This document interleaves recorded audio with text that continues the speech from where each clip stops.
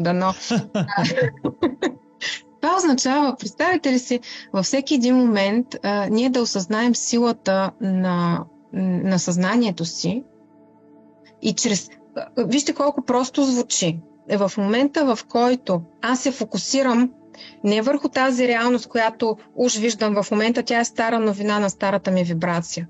Аз се фокусирам върху тази, която искам. Аз съм такава и такава и такава и правя това и това и това и това. И се фокусирам там.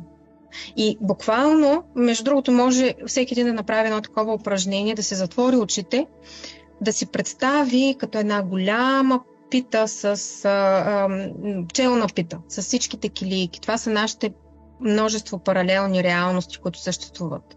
Аз съществувам и руса, и чернокоса, и с черни очи, и с сини очи, и умна, и глупава, дебела, слаба и така нататък. Всичко, което си пожелая. То вече е там. Голямо спокойствие е, че ние няма нужда да създаваме нищо. Ние не го създаваме, то е създадено. Единственото, което правим е да си представим всички тези вероятности, да изберем тази, която искаме в момента да преживеем и буквално да си направим една конструкция на ума, как влизаме в нея. Отворете вратата или пък се гмурнете, или ако сте фенове на Стар Трек, отворете холодека и влезте вътре.